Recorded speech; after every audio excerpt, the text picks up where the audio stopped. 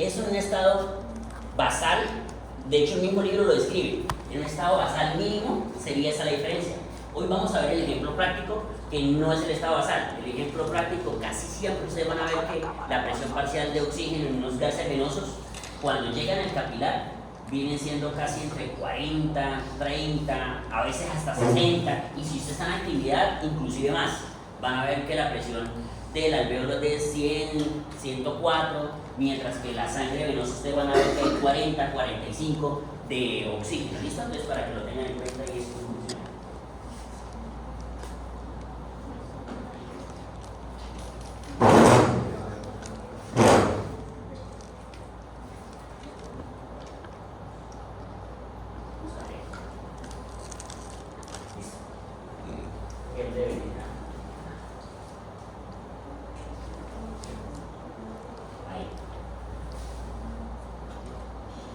Esas diapositivas están en el ¿Drive?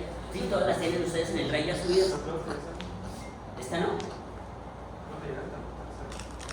¿En segundo corte ya buscaron? ¿Y si no en tercero? Sí. Pues sí, Sí, si no están en segundo tienen que estar en tercero, pero tienen que estar en alguna parte. Eso sí. Porque yo las subí todas al principio de semestre para no estar subiendo corte a corte. Bueno, ayer hablamos del intercambio, ¿cierto? Teníamos una membrana respiratoria, esa membrana respiratoria tenía 6 capas y vimos de unos factores que podían afectar el intercambio, que la distancia que tenga que pasar, que la solubilidad del gas, que eso iba a afectar una velocidad de difusión, que si había un área de superficie mayor, un área menor, que si había un tamaño molecular mayor, que eso iba a hacer que generara un cociente de solubilidad, que iba a hacer que un coeficiente de difusión, que era la solubilidad sobre la raíz cuadrada del peso molecular de la sustancia, en fin, ¿listo? Hoy vamos a ver qué pasa con este oxígeno después de que ya pasó al capilar y llega al tejido. Y aquí lo que vamos a ver es la difusión que tiene, ¿listo? Entonces, siempre vamos a ver que el flujo va de mayor presión a menor presión, tanto para el oxígeno como para el dióxido de carbono. Entonces vamos a ver que la difusión de oxígeno desde los alveolos a la sangre, no sé si alcanzan a ver ahí logran ver bien la imagen pequeñita que está acá arriba.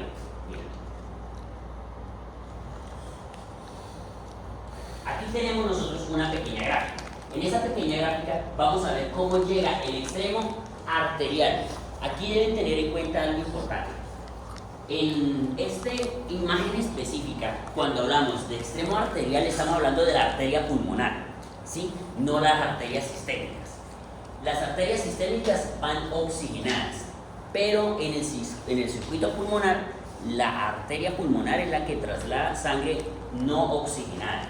Por eso es que llega al alveolo con 40 milímetros de mercurio aproximadamente. Tampoco van a encontrar ustedes pacientes siempre con 40, como les decía hace un momento. Van a encontrar que la sangre venosa en algunos pacientes tiene una presión parcial de 45, de 55, de 60, de 65, algunos hasta de 80 de presión parcial de oxígeno, y otros con una presión parcial de oxígeno de 35, de 30, ¿sí? Todo depende del estado basal del paciente, del estado patológico que haya ocasionado que ustedes tomen gases arteriales, porque digamos no a todo el mundo se le están tomando gases arteriales porque sí. Esto es un procedimiento un poquito invasivo y aparte doloroso. Tener que pullar una arteria con una agujita, por pequeña que sea, duele.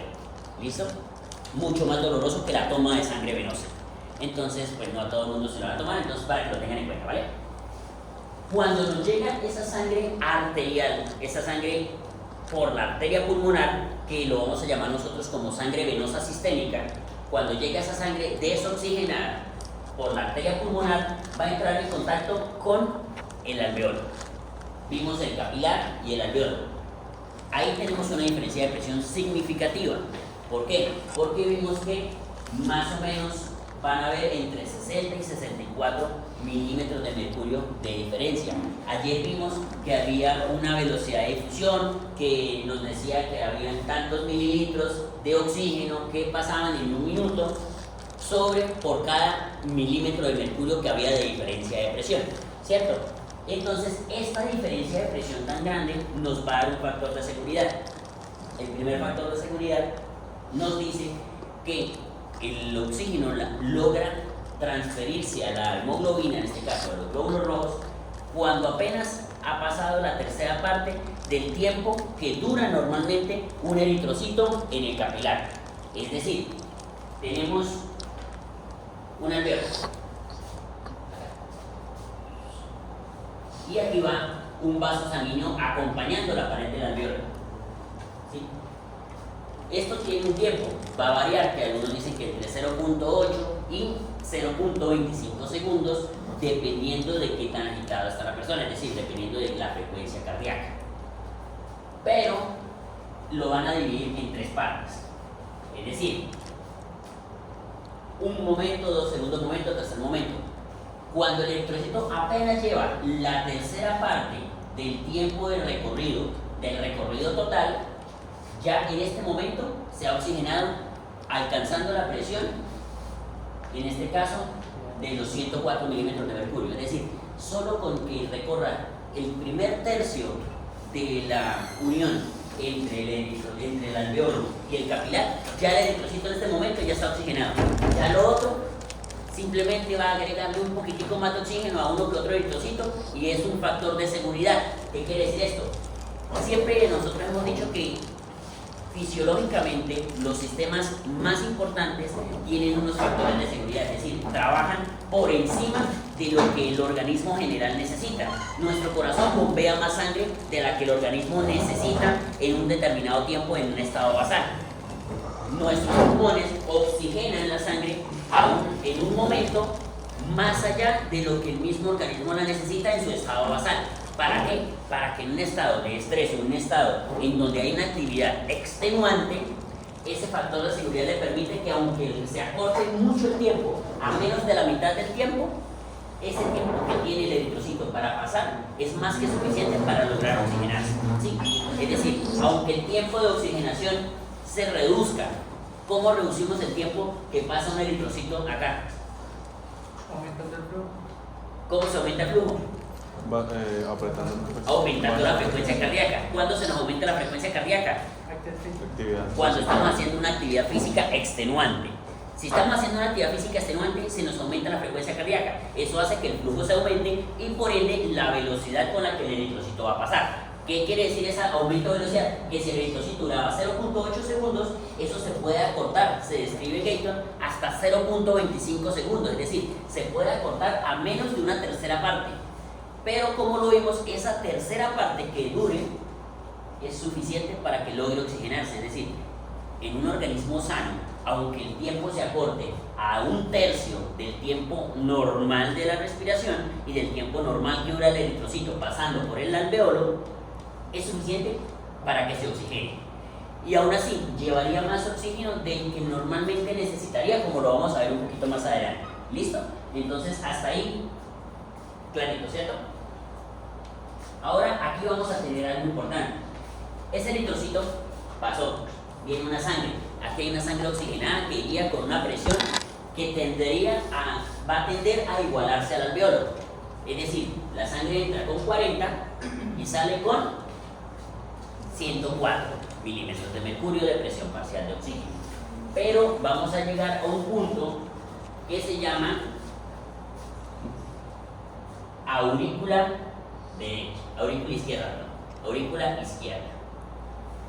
¿Qué pasa en la aurícula izquierda? Resulta que a la aurícula izquierda le cae la sangre que pasó por el pulmón y se oxigenó, y también recuerdan la circulación nutricia que tenía, que era la circulación bronquial, la circulación de los bronquios, que esa no se ha oxigenado, es al contrario, esa salió de la aorta, pasó por los bronquios, le dio su aporte de oxígeno y ahora viene desoxigenada. Y como viene sin oxígeno, va a caer aquí. Entonces, la presión que inicialmente la teníamos nosotros en 104 acá, sangre venosa sistémica, capilares pulmonares 104, miren que se baja la presión.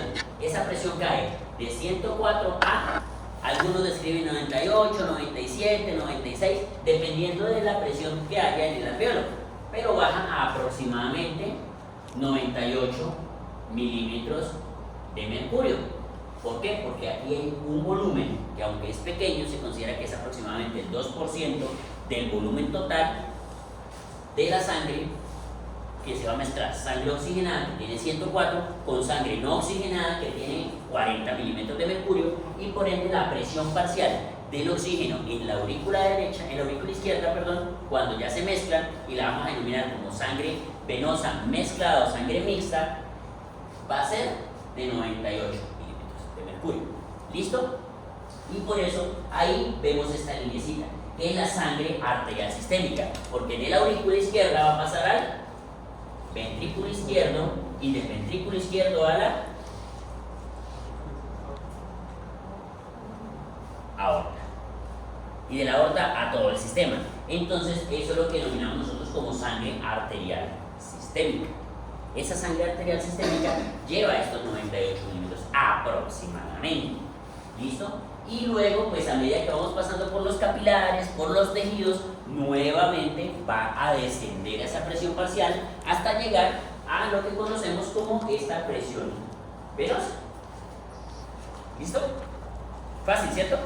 Una pregunta, Dígame. ¿cómo se hace para separar la sangre oxigenada de la desoxigenada, ya sea en la aurícula izquierda o del ventrículo izquierdo, para que pase a la aorta? O sea, ¿cómo se separa eso? Aquí no se separa, se va mezclada. Por eso es que la sangre que sale al ventrículo y a la aorta va mezclada. Esa sangre no es solo sangre oxigenada, hay una sangre mezclada entre 98% sangre oxigenada que viene de los capilares pulmonares y un 2% de sangre que le dio su aporte a los bronquios y al tejido pulmonar y llegó a la aurícula sin oxigenarse. Esa se mezcla, por eso se llama sangre mezclada. Y esa sangre mezclada va al sistema, solo que no repercute hemodinámicamente ni tampoco repercute en la perfusión distal porque es muy poquita esa sangre mezclada. Y aún así, la presión que lleva esa sangre mezclada, esos eritrocitos que se mezclan unos con otros, es una presión suficiente para darle el aporte nutricio necesario a cada uno de los tejidos. Entonces, digamos, no hay ningún inconveniente con esa pequeña parte. Eso es un shunt fisiológico. ¿Listo? Un shunt o un, por decirlo así, un cortocircuito fisiológico. Es decir, un momento en donde se va a mezclar sangre no oxigenada, a diferencia de los dos shunt que vimos ayer, que eran patológicos, uno alveolar y uno de espacio muerto. ¿Sí se acuerdan? Que el uno era porque no entraba aire al alveolo y el otro porque no llegaba flujo circulatorio al alveolo. Entonces ahí nos generaba un shunt alveolar y un shunt de espacio muerto. ¿Listo? Un shunt mecánico y un shunt de espacio muerto. ¿Listo? Hasta ahí sí se resolvió el duda. Es decir, no se van a separar, van a ir mezcladas, solo que no importa porque el aporte de la sangre no oxigenada es muy poquita. Y hagan de cuenta que eso no es como cuando usted mezcla una cosita de un color con otra. Ahí los eritrocitos simplemente se mezclan entre ellos y no generan ninguna inconveniencia. ¿Vale? Esos eritrocitos que van sin oxígeno, pues aún así podrían llegar a aportar cierto oxígeno a los tejidos y ahorita vamos a ver por qué. Tenemos una difusión de oxígeno. Entonces, la difusión de oxígeno en los capilares al tejido, es decir, al líquido tisular, va a dar por, nuevamente, una diferencia de presión. Pero esto va a variar. En este caso el oxígeno tisular va a variar de acuerdo a dos factores. Ayer recuerdan que había unos factores, que la ventilación alveolar y que la excreción o la absorción. Aquí vamos a ver de que el aumento de flujo aumenta la presión de oxígeno intersticial, es obvio. Si le llega más sangre oxigenada, evidentemente puede aumentar la presión, pero también depende del aumento del metabolismo. ¿Por qué? Porque el metabolismo consume oxígeno. Entonces lo que nos está mostrando la gráfica es esa parte. Pero primero vamos a mirar qué pasa con esa sangre oxigenada. Esa sangre oxigenada que lleva el 95%, describen ellos ahí. Ahí en el mismo libro a veces hay momentos donde le va a nombrar una presión mayor, hay momentos donde le va a nombrar una presión menor. Entonces no se preocupen por esa parte. ¿Listo? Entonces aquí en el tejido capilar, que esto nos dice que la sangre arterial le va a llegar al sistema con aproximadamente 95 milímetros de mercurio. ¿Listo? Llega sangre arterial al tejido. El tejido va a tener aproximadamente 40 milímetros de mercurio, el intersticio, y 23 milímetros de mercurio aproximadamente las células, y van a ir disminuyendo. Es decir, aquí hay un capilar. Esta intersticio tiene 40%, 40 milímetros aproximadamente. Estas primeras células tienen 23. Entre más se aleja la célula del capilar, va a ir teniendo menor presión. Inclusive se describe que hay células muy distantes de algunos capilares que alcanzan a tener milímetros de mercurio de aproximadamente 4 o 5 milímetros de mercurio, ¿sí? Es decir, están alejadas de tal manera que entre una célula le va pasando oxígeno a la otra y a la otra y a la otra, y obviamente como que tiene que ir de mayor presión a menor presión, pues la última célula va a recibir menos presión y va a tener una presión muy bajita. Sin embargo, también más adelante en el capítulo lo describe que eso no es impedimento para el metabolismo, porque realmente la necesidad de una célula para funcionar es con que tenga al menos 1 milímetro de mercurio. La célula es capaz de trabajar. Es decir, todo lo que tienda la célula de más a ese milímetro de mercurio es factor de seguridad. Es algo que es como una reserva de que no lo necesito, pero ahí está. En el momento que lo necesite, lo va a consumir. Y obviamente en el momento que lo necesite, también se va a aportar mayor flujo sanguíneo y por ende va a haber más aporte de oxígeno. ¿Listo? Y finalmente, una vez se entrega, pues aquí llegaron 95, 98, los milímetros de mercurio que traiga la sangre. Cuando ya sale, pasó el capilar, le dio a los tejidos, cuando ya sale ya es la presión parcial de oxígeno que tiene la sangre venosa. ¿Por qué? Porque ya dio. ¿Y por qué va a quedar en 40? Porque el intersticio tiene aproximadamente esos 40 milímetros. Entonces recordemos que las presiones siempre van a tender a igualarse. Entonces, como el intersticio en la región capilar tiene aproximadamente 40 milímetros de mercurio, su paso va a ser suficiente ¿para qué? Para que le done todo lo demás y por ende estos 95 se va a reducir a esta presión. Si esta presión del intersticio fuera de 50 o de 60, la presión venosa de oxígeno sería de 50 o de 60. Por eso es que esta gráfica acá nos está diciendo que si el aporte de flujo sanguíneo se aumenta, aumentamos la concentración parcial en el intersticio y por ende un mayor aporte en el volumen, aquí están hablando de flujo sanguíneo, va a hacer que se aumente la presión. Entonces miren, aunque el consumo se mantenga normal, si yo le doy más flujo sanguíneo, aumento la presión, inclusive acá la llegan a aumentar casi hasta 80. O pasa lo opuesto, si no necesariamente aumento el volumen de sangre, sino que se disminuye el metabolismo, es decir, yo tengo de pronto la misma frecuencia, la misma tensión arterial, pero la persona está en un estado basal, mínimo, descansando, durmiendo. El consumo se puede reducir, lo cual puede llevar a que con menos volumen la presión del intersticio se aumente. ¿Por qué? Porque las células están en un estado muy basal, muy quieto y por eso están consumiendo menos oxígeno, por ende el intersticio va a ir aumentando la presión parcial, llegando a que se aumente la presión parcial intersticial, inclusive ahí la describen que podría llegar inclusive a estos 95, es decir, a que se consuma tan poquito que llegue a 90, 85, 80 milímetros de mercurio en el intersticio. ¿Listo? Y obviamente eso se va a transferir a cada una de las células, ¿vale? Y aquí está esa pequeña disminución. Aquí vemos lo mismo, pero al revés. Diría una ex candidata por ahí, tiene una pregunta.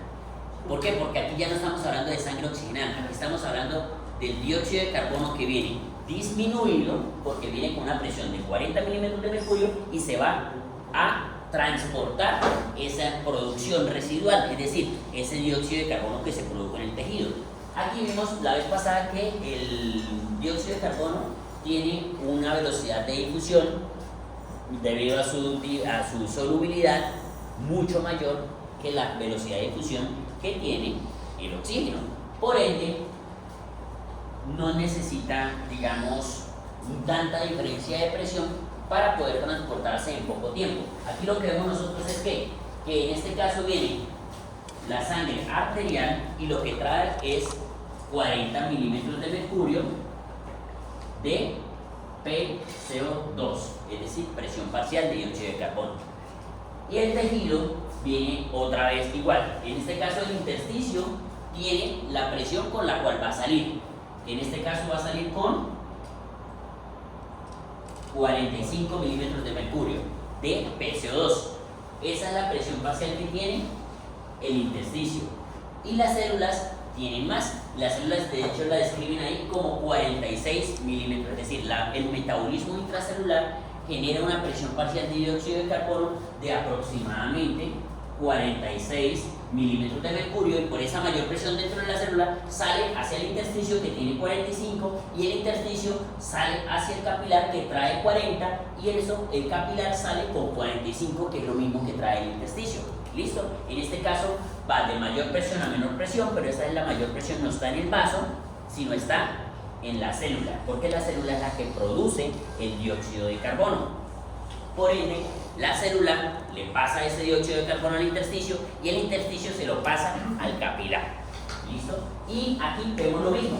El CO2 intersticial también se va a afectar. En este caso, no por sí se va a afectar por el metabolismo, pero no por la absorción, sino al contrario. Porque entre más metabolismo, más CO2 se va a producir, y entre más flujo sanguíneo haya, pasa lo opuesto. El flujo sanguíneo aumentaba la concentración de oxígeno. Aquí, entre más flujo sanguíneo haya, la disminuye. ¿Por qué? Porque arrastra el CO2. Aquí, en el oxígeno, entre más metabolismo había, más se consumía. En este caso, entre más metabolismo hay, más se aumenta. ¿Por qué? Porque el metabolismo va a producir CO2, por ende va a aumentar la presión parcial de dióxido de carbono. ¿Listo? Y esta gráfica por eso está invertida. Recuerden que la ahorita iba hacia arriba. Esta gráfica lo que nos está diciendo es que si yo aumento el flujo sanguíneo, voy a disminuir la presión parcial. O si reduzco la producción o el metabolismo, también voy a reducir la presión parcial. Miren, aquí está más chévere, aquí se ve mejor. Flujo. Aumento el flujo, reduce la presión parcial. Aunque aumente el metabolismo por 10, si también aumento el flujo por 10, la presión parcial va a caer. Si disminuyo el metabolismo, aunque disminuye el flujo, la presión parcial va a caer. De tal manera que los mismos factores que afectan la presión parcial de oxígeno afectan la de dióxido de carbono, pero en un sentido inverso. Es decir, el flujo aumenta dióxido de carbono, aumenta oxígeno, disminuye dióxido de carbono. Metabolismo, disminuye oxígeno, aumenta dióxido de carbono. ¿Listo? ¿Preguntas? Hasta aquí, sencillo, ¿cierto? Ahora vamos a ver que tenemos un factor importante. El oxígeno debe transportarse hacia los tejidos. Y vamos a ver una curva. Esa curva se llama curva de disociación. ¿Por qué? Porque resulta que la hemoglobina es el principal mecanismo mediante el cual nosotros vamos a transportar oxígeno hacia los tejidos. Los que dieron la clase de eritrocitos, ¿dónde están? Silencio total. Listo. La hemoglobina puede transportar cada gramo de hemoglobina 1.34 mililitros de oxígeno.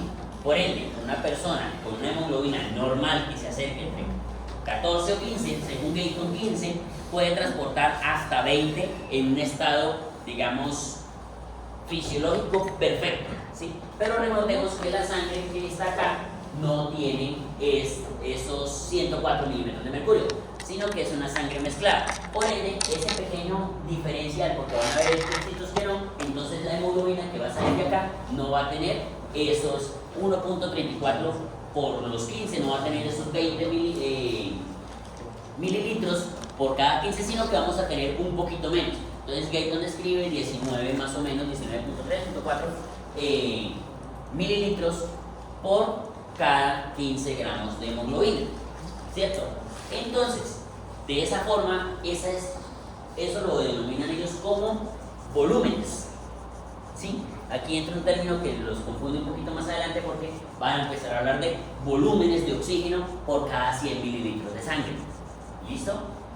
Y la cantidad de oxígeno que se libera, en este caso, por la hemoglobina es de aproximadamente 5 mililitros. ¿Por qué? Porque es que resulta que cuando la presión cae, aquí vamos a ver más o menos a 40, aproximadamente la saturación de la hemoglobina es de aproximadamente 70, es decir, trae aproximadamente 70% de esa sangre con la que nació, y ese 70% equivale a aproximadamente 14.5 mililitros por cada 15 gramos de hemoglobina, que son, es decir, 14 mililitros por cada 100 mililitros, y eso lo que nos va a hablar es de que esos volúmenes que se disminuyeron en esos 100 mililitros es de apenas 5 mililitros, porque dijimos que cuando está saturada completamente transportaba aproximadamente 20, entre 19 y 20, y cuando ya está a la presión parcial que lleva la sangre venosa, que sería de 40, está saturada al 70, 70 y pico por ciento, y lo que le lleva al tejido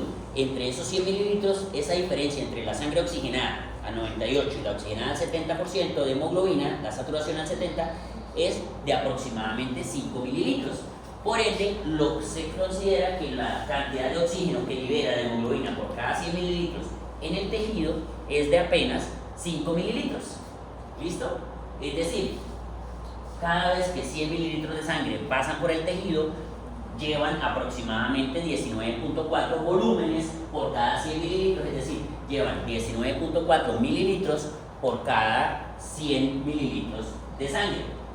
Y eso le da al tejido 5 mililitros, porque cuando llega de nuevo al corazón con una saturación de aproximadamente 70% a 40 milímetros de mercurio de presión parcial, trae aproximadamente entre 14 y 15 mililitros de oxígeno por cada 100 mililitros de sangre. Entonces, haciendo una resta sencilla, lo que nos dice es que hay aproximadamente, o sea, que faltan 5 mililitros. Esos 5 mililitros son los que se consideran que la sangre oxigenada le dio al tejido y luego volvió sin esos 5 mililitros.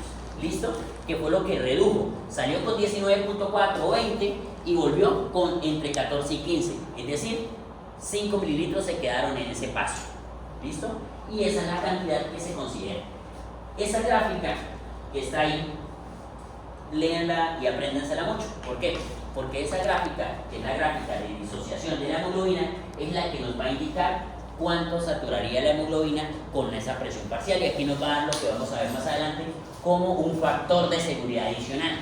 Miren que cuando tenemos la presión total, que va de aproximadamente a 100 milímetros, 98, 97 milímetros de mercurio, la hemoglobina satura 98, 99, pero aun cuando cae tanto la presión como hasta 60 milímetros de mercurio, miren que la hemoglobina satura 90%, es decir, la hemoglobina tiene prácticamente 40 milímetros de mercurio de factor de seguridad, en donde dice, aunque se caiga hasta 60 la presión parcial, ella logra transportar y saturar el 90%, es decir, logra llenar de oxígeno el 90% de su hemoglobina.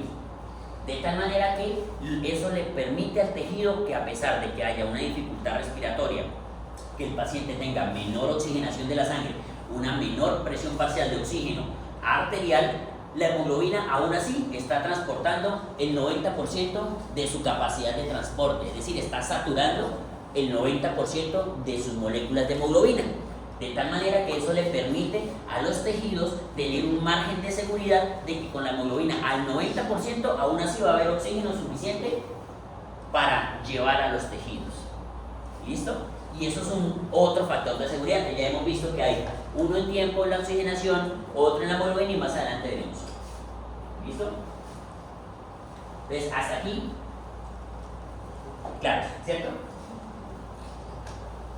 Ahora resulta que aquí, bueno, está lo que le decíamos ahorita.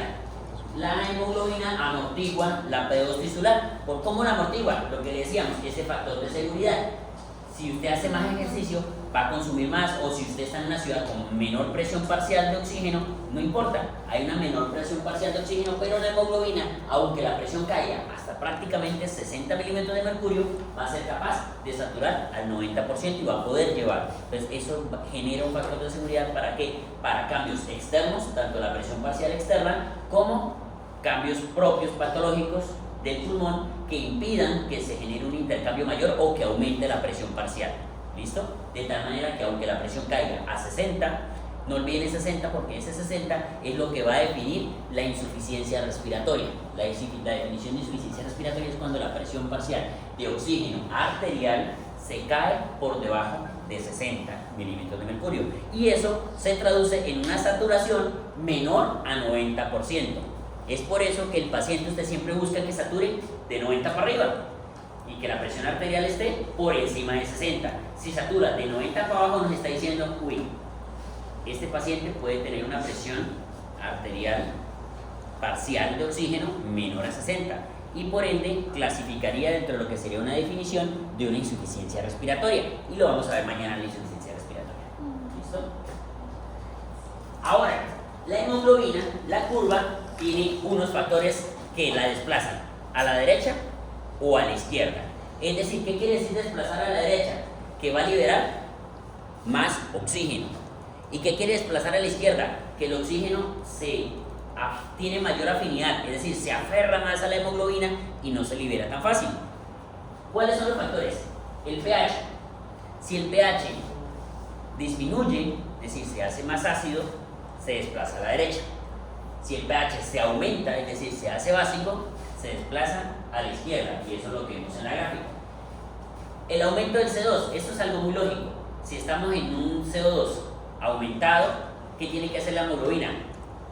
Soltar oxígeno, porque quiere decir que hay una mayor demanda. Por ende, en un sitio, en un tejido donde el CO2 está aumentado, se va a desplazar la curva a la derecha. Si el CO2 está disminuido, quiere decir que hay menos metabolismo, por ende menos necesidad de oxígeno. Y por lógica, si el CO2 se disminuye, se desplaza a la izquierda. La temperatura, dijimos que la temperatura es importante. Si la temperatura se aumenta, es decir, el paciente tiene fiebre, ¿qué pasa con la curva? Va a liberar más oxígeno, se desplaza a la derecha. Si el paciente está hipotérmico, ¿qué pasa con los deditos de los pacientes a distal? Se ponen cianóticos. ¿Eso qué les quiere decir? Que la curva se desplazó a la izquierda, se está liberando menos oxígeno. ¿Listo? ¿Qué es el 2,3 bifosfoglicerato? Los duros en bioquímica. Es un metabolismo de la glucosa, ¿cierto? Es una parte del metabolismo de la glucosa que nos está indicando que hay un mayor consumo de glucosa. Este metabolito va a funcionar como un switch, es decir, ustedes recuerden que en bioquímica siempre hay unos mecanismos de feedback, es decir, que hay un mecanismo de un producto final o un producto intermedio que puede funcionar como regulador del inicio del flujo metabólico. Es decir, si tenemos una reacción con 10 pasos o con 8 pasos o 7 pasos, un producto intermedio o un producto final sirve como feedback, como regulador de esa reacción inicial, que nos va a decir si necesitamos aumentarla, bien sea la cadena de metabolismo que se esté realizando, o disminuirla. En este caso, el 2,3 bifosfoglicerato nos va a servir como un indicador. Si el 2,3 bifosfoglicerato se aumenta, se va a desplazar hacia la derecha. ¿Por qué? Porque quiere decir que se está aumentando el metabolismo de la glucosa, por ende se necesita más oxígeno.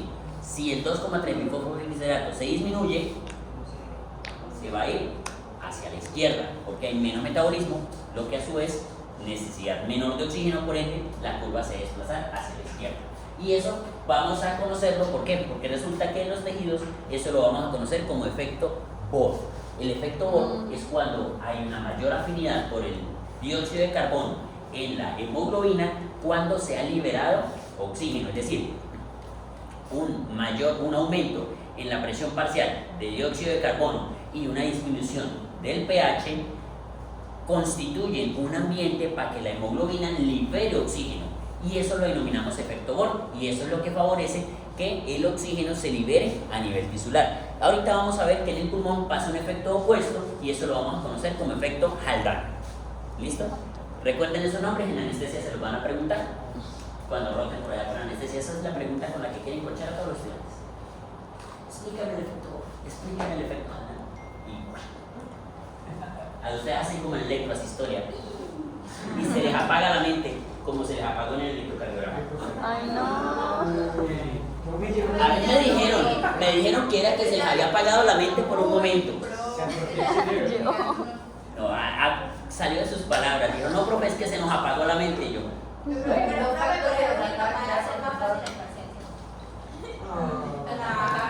¿usted cuándo ha visto que un parcial sea más fácil que un quiz? No, mentira, es broma, ¿Listo? Bueno, tenemos, ahora vimos el transporte. Ahora vamos a ver cómo se transporta el CO2. El CO2 se transporta de tres maneras. El CO2 se transporta disuelto, unido a la hemoglobina, lo que vamos a convertir en carboxiemoglobina, o en forma... la inteligencia artificial ahora lo vive escuchando uno todo el tiempo. Sí, ¿no les ha pasado? No quisiera. No es sino ahora el asistente del Android 15, usted lo escucha y cuando empieza a hablar, sorry, ¿qué pasó? Entonces, Gemini. Bueno, entonces va. Y vamos en que se transporta disuelto, se transporta unido a la hemoglobina, denominándose carboxiemoglobina o carbaminohemoglobina. ¿Y cuál es la tercera forma? El bicarbonato, que es la forma más eficiente y la que porcentualmente transporta más dióxido de carbono. ¿Y es por qué? Cuando el dióxido de carbono se une al agua, genera... Cuando el oxígeno se une con agua, ácido carbónico, ¿cierto?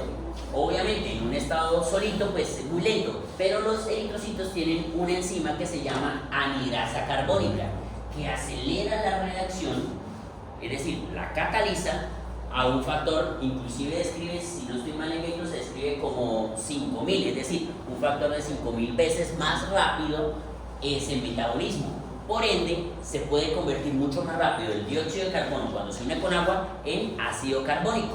Y ese ácido carbónico luego se disocia rápidamente, convirtiéndose en bicarbonato y en iones de hidrógeno. Y esto se va a unir. Los iones de hidrógeno se describen también que se unen con la hemoglobina, y el bicarbonato, por un intercambiador que hay de bicarbonato con cloro, se va a transportar en el eritrocito. ¿Listo? Entonces hay un montón de bicarbonato transportándose, que va a transportar el 70% de ese CO2 y un poquito de CO2 que se va a ir transportando libre, disuelto. Aquí hablan de aproximadamente 0.3 mililitros disuelto. Estoy grabando las voces. Ahora, bueno, listo, esta parte ya. Ahora vamos a tener que en la curva de disociación del dióxido de carbono vamos a mirar cómo hay el efecto Haldane. Ese dióxido de carbono llegó al pulmón. Ahora aquí tenemos las condiciones opuestas a las que había en el tejido.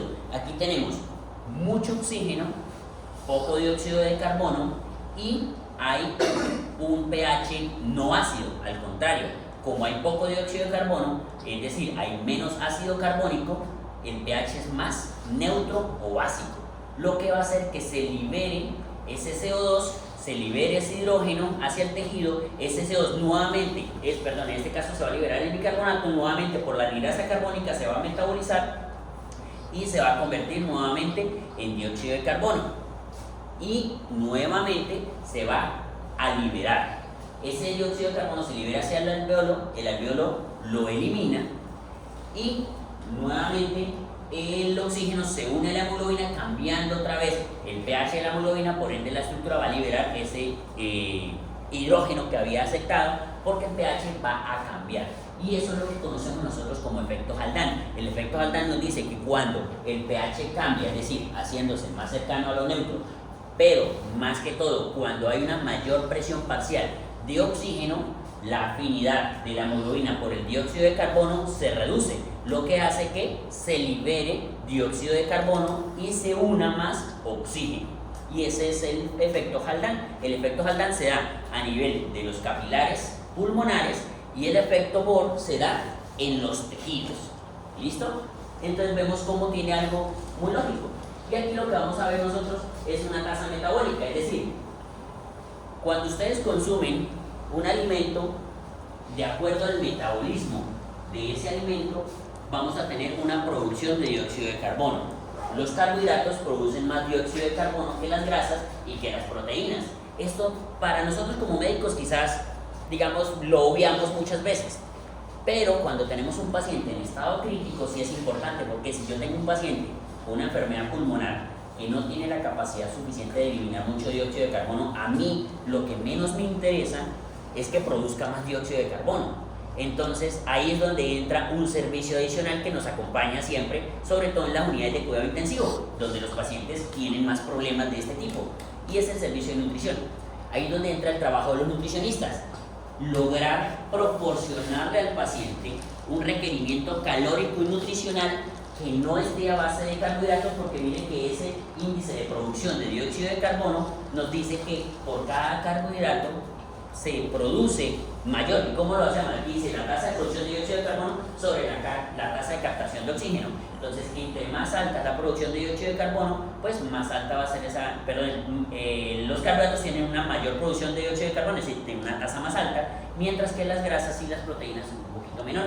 Entonces los nutricionistas lo que hacen es reducen carbohidratos, dan más aporte de grasa y más aporte de proteínas para ese paciente específico, pero con un tipo de grasas y un tipo de proteínas específicas que no aumente riesgo cardiovascular y que no le vaya a generar ningún efecto renal, porque hay que tener en cuenta que si el paciente está muy enfermito y está en la UCI, muy probablemente no solo el pulmón está afectado, muy probablemente pulmón, muy probablemente riñón, muy probablemente hígado, muy probablemente otros diferentes sistemas van a estar completamente...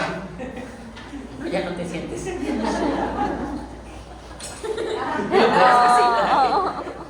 No, es cierto, ya. Venga contigo. Empecé la clase muy temprano. Entonces aquí lo que vamos a ver es eso, ¿listo? Entonces el servicio de nutrición va a entrar precisamente a disminuir ese aporte, va a disminuir la producción de dióxido de carbono, porque recuerden que el metabolismo final de la glucosa, ¿cuál es? CO2 y agua. En cambio, el metabolismo final de las grasas y el metabolismo final de las proteínas, si bien va a producir también CO2 y agua, recuerden que produce un poquito menos porque tiene unos metabolitos intermedios que se van a generar cuerpos cetónicos, que van a generar otros ciclos, aminas, entre otros, que tienen mecanismos de eliminación renal o gastrointestinal y no solamente respiratorio, mientras que el metabolismo de los carbohidratos solo lo eliminas por vía respiratoria, agua y renal cuando eliminas agua, pero recuerden que la mayor cantidad de agua que nosotros ingerimos realmente la reabsorbemos nuevamente en el riñón y terminamos eliminando muy poquito. Entonces el metabolismo de carbohidratos lo que va a hacer es que se nos acumule un montón de dióxido de carbono. Esto no apoya obviamente las dietas cetogénicas ni nada de eso. Esto solo aplica, y ténganlo muy en cuenta porque digamos hay muchas tendencias en redes sociales que movilizan un montón de tendencias nutricionales. Les tengan en cuenta, esto es aplicable y muchas veces estas personas que muchas veces ni siquiera tienen mucho conocimiento sobre el área de nutrición se basan en esto, es que los carbohidratos tienen un mayor índice de producción de dióxido de carbono, un mayor índice calórico, en fin, se apoyan de bases fisiológicas pero a medias. ¿Por qué? Porque esto solo es aplicable para un estado patológico. Un organismo sano tiene toda la capacidad de eliminar, como vimos, más del dióxido de carbono que produce. Esto solamente va a ser aplicable y necesario conocerlo en la producción y la regulación de los carbohidratos en los pacientes con patologías respiratorias graves. Es decir, un EPOC que ya tiene un estadio avanzado, que está generando una dificultad, que está haciendo una hipercapnia, una neumonía severa que tiene el paciente con un trastorno ácido-base severo, una acidosis respiratoria muy marcada porque se está acumulando mucho CO2, o cualquier paciente cuyo patología pulmonar impida que se genere un adecuado intercambio gaseoso. Por lo demás, tienen la capacidad suficiente para eliminar ese dióxido de carbono. ¿Listo? ¿Preguntas, dudas, sugerencias, reclamaciones? ¿Saben ahora calibración? No. Entonces, Claro que es. y la clase de mañana también. Entonces, viene lo que les digo. Si la hacemos presencial o virtual, podría ser